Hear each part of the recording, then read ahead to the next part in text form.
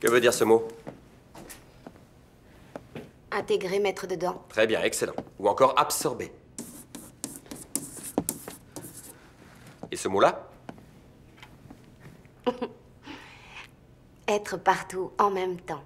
Alors d'après vous, qu'est-ce que... L'assimilation omniprésente. Toujours tout absorber partout, tout le temps et en même temps. Bonne réponse, Georges. Comment peut-on mettre notre imagination en action si on n'arrête pas de nous fournir des images tout le temps et partout? Qui a lu 1984 l'an dernier? Bien.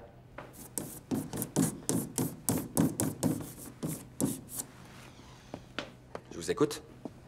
Meredith? C'est avoir deux convictions opposées en même temps et croire de façon semblable aux deux. Excellent, Meredith. Pourquoi faut toujours que tu lèches le cul? Croire délibérément aux mensonges qu'on nous assène au quotidien, tout en sachant très bien que c'est faux, vous voyez? Voici des exemples tirés de la vie quotidienne. Oh oui, je dois absolument être belle pour être heureuse dans ma vie. Je dois faire de la chirurgie esthétique pour être belle. Et puis je dois être super mince, célèbre, habillée à la mode.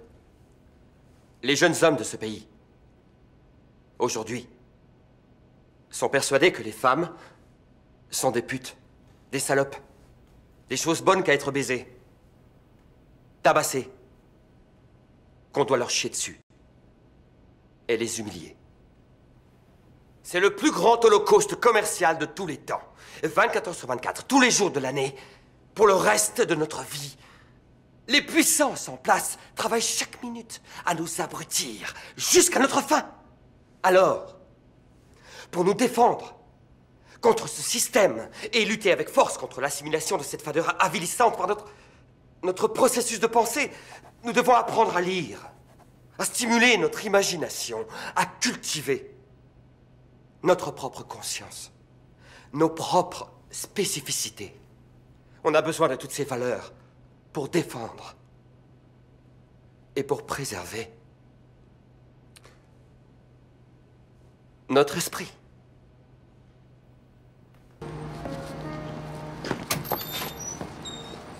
Merci. Grand-père, c'est Henri, s'il te plaît, ouvre la porte. Patricia? Non, c'est Henri. C'est Henri. Qui? C'est Henri. Grand-père, sois gentil. S'il te plaît, ouvre-moi la porte.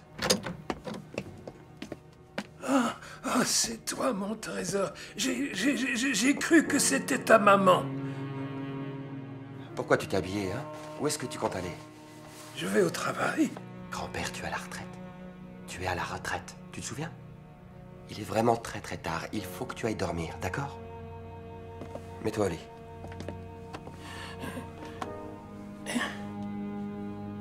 Comment tu te sens?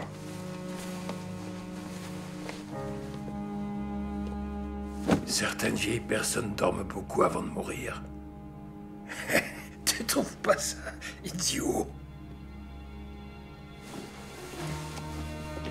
Doucement.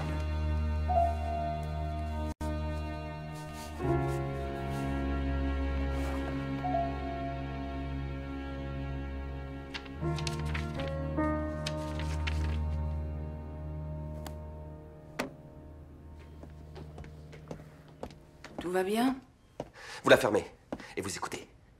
Je sais que vous n'êtes qu'un robot inculte qui passe toute la semaine entouré de pauvres vieux dont le seul espoir est la mort. Mais je vous paye pour l'assister et l'aider. Et vous faites exactement le contraire. Combien de fois je vous ai demandé d'enlever le verrou de la porte de sa salle de bain? Vous savez comment il est la nuit. Il oublie. Et votre job, c'est d'être là.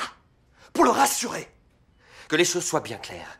Arrêtez de ne pas tenir compte de ses besoins vitaux, ou je vous promets de m'occuper des vôtres. Je vous ferai renvoyer. Et après, je m'en prendrai à votre famille. Vos enfants, votre mari ne seront jamais tranquilles. Est-ce que c'est clair? C'est très clair. Et ne me faites plus jamais venir ici aussi tard dans la nuit. D'accord?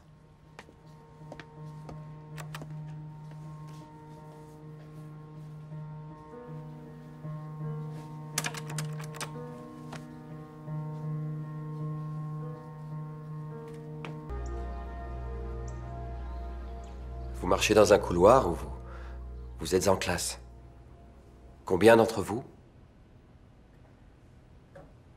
ont-ils déjà senti ce poids peser sur votre cœur? Je l'ai senti.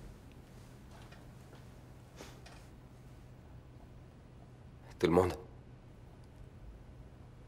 Eh bien, Poe a écrit une nouvelle à ce sujet il y a plus de 150 ans. Et donc, plus la nouvelle avance, plus on réalise que la maison Usher où se passe l'action est plus qu'un vieux château, décrépit, totalement laissé à l'abandon. Ça parle surtout d'un état d'esprit.